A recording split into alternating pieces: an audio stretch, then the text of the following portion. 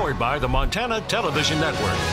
This is the 5:30 News on Q2, Montana's news leader. Good evening and thanks for joining us tonight. I'm Jay Kohn. Janelle has the night off. Well, if you're looking for a rocket's red glare this Independence Day, you'll need to know the rules. The fire risk, along with the city's no tolerance possession policy, can spark more questions than answers. That's right. As of today, we're just a week away from the 4th of July holiday, and that, of course, means that fireworks are now for sale. The city of Billings, though, wants to remind people about the law that affects not only fireworks sales, but also possession. Q2's Zoe Zandora here with us tonight with more. Zoe. Thanks, Jay. Today I met with the Billings Fire Chief, Bill Rash, and spoke with him about a couple of reminders in regards to the law prohibiting fireworks in Billings.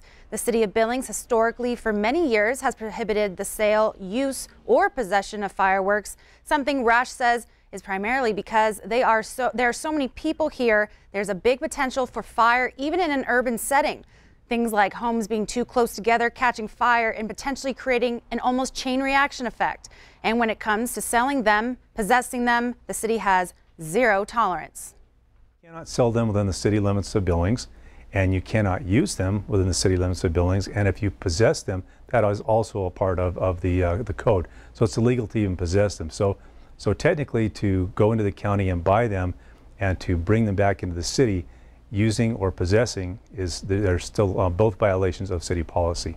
You'll still see a number of fireworks going off.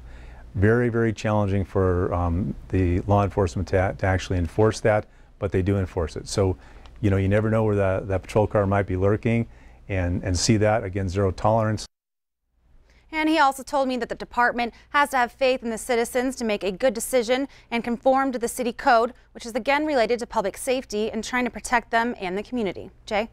All right, thanks, Zoe. Zoe will have more for us on that story tonight at 10 when we talk to a local fireworks retailer. At a marathon session last night, the Billings City Council approves a $320 million budget for the coming fiscal year. Now, among the takeaways in that newly approved budget, a new 3-year collective bargaining agreement for police and fire personnel, an agreement that's designed to keep pace with the cost of living adjustments. The council also agreed to spend $2 million in reserve funds to begin improvements at Centennial Park on the city's west end. By the way, that's the first new park development in Billings in more than 3 decades. And the council agreed to levy the maximum amount of mills allowed under the city's charter, taxes that will be used to offset the loss of revenue from those city franchise fees that are currently the subject of a court challenge. So the bottom line for Billings Mayor Bill Cole and local taxpayers is the cost of local government is going up. The cost of government is going to go up about the rate of inflation on a lot of things. Utility bills, for example, we have an increase for a couple of years, so those are going to go up. That's the bad news. The good news is we've gotten rid of the franchise fee that saves taxpayers about $2.5 million a year. So the net impact on those utility bills will not really be significant, at least for this first year. The mayor will present the annual State of the City address tomorrow at the City County Luncheon at the Northern Hotel beginning at 11:30. Also, County Commissioner John Ostlin will be presenting the State of the County address. Well, the U.S. Senate is now debating its version of the 2018 Farm Bill. Montana senators say so far the measure contains plenty of good news for Montana farmers and ranchers. Republican Steve Daines spoke with Montana reporters over the phone today about the status and progress of the bill. He says the Senate hopes to get it passed by next week, which would set up a House-Senate panel to hammer out a final version by summer's end. Daines says the Senate bill includes crop insurance, sugar program funding for ag research stations, along with authority for states to legalize hemp as an agricultural commodity. Democratic Senator John Tester says the measure will be a strong safety net for farmers, especially, he says, in the face of the new tariffs that are causing uncertainty and driving down some prices. As far as food stamp recipients, Daines says he supports work requirements that are included in the House version, but says those requirements are not in the Senate bill. The idea here is recognize there may be disputes about the law. Let's look at a pilot program and test this idea of arbitration instead of litigation. The people of Montana are losing because of this litigious nature from these extreme environmental groups. Senator Daines says he's not sure which of the many possible amendments may pass the Senate. Well, a new study of America's agriculture industry unveils some disturbing news. The suicide rate among farmers is twice the rate of veterans. That's what's contained in the study out now from the Centers for Disease Control and Prevention. CBS's Blint Silivari has more for us on what's behind the disturbing numbers. With the increasing cost of living, farmers often find it harder and harder to make ends meet. The USDA found that between 2011 and 2014, the average net national income from agriculture was $105 billion.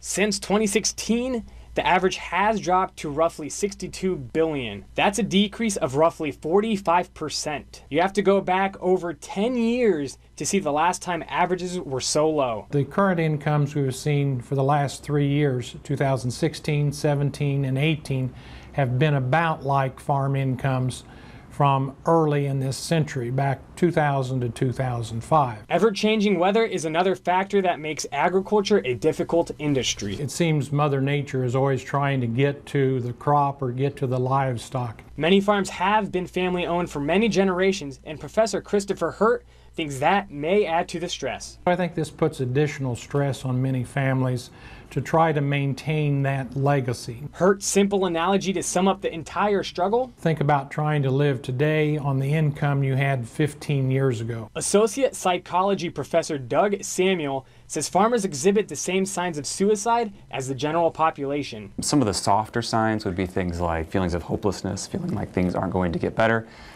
feeling like there's a real burden on other people. When it comes to discussing a difficult topic such as suicide, Samuel advises, when you're looking at somebody who you have a concern about, to express that concern. There's often this idea that if I bring it up, it's going to sort of bring the idea up into their head. Don't be afraid to ask, and then also don't be afraid to listen. A bill passed in Congress earlier this year allowing the creation of a pilot program which allows free behavioral health support and suicide prevention for employees within the agriculture industry. While Indiana does not have such a bill in place yet, several other states have adopted similar bills in a new push for the well-being of those within the agriculture industry.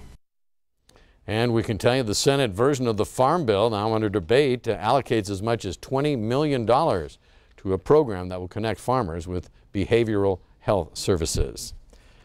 Here on the local scene this afternoon, one person transported by ambulance after a two-car accident right in front of the Billings Public Library late today.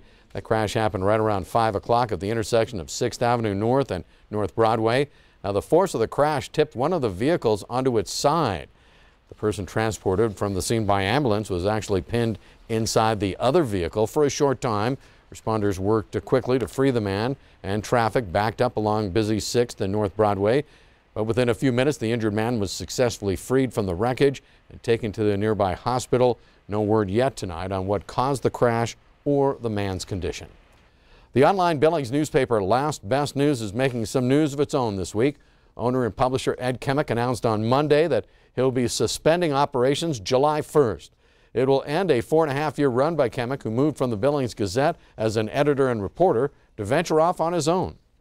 Nobody knows what the future of news is, and I still don't know what it is, but it was really fun to experiment. And, you know, it's just like the people who should know where it's going, like the big media people, they're the most confused of all, just because they're still so dumbstruck by what's happened to the industry in the last 20 years that they're all just hanging on for dear life. They don't know where to go. So I don't know what the answer is, but I think the bridge answer, at least, is online news sites like Last Best News and Missoula Current and Havre Daily News, so makes me hopeful. Kemick tells us he's hoping someone will continue an independent online newspaper here in Billings. In fact, he says he is talking with several interested parties about taking over Last Best News. Still ahead on tonight's 5:30 news, and a groundbreaking move, the FDA is now allowing an illegal drug to be used to help fight epilepsy. We've got the story coming up. And later in sports, Scott shows us how Q2's Athlete of the Week recently became an American arm wrestling champion. Now, what's next? And coming up in weather, we have a severe thunderstorm warning still remaining in effect for a few more minutes for parts of southern Yellowstone County. As you can see, that we do have some lines of showers and thunderstorms, but the hail, not all that big, but we'll continue to talk about it coming up in a few more minutes. You're watching MTN News with Jay Kohn. and Janelle Slade. Storm Tracker weather with Bob McGuire. And sports with Scott Green. This is the 530 News on Q2, Montana's news leader.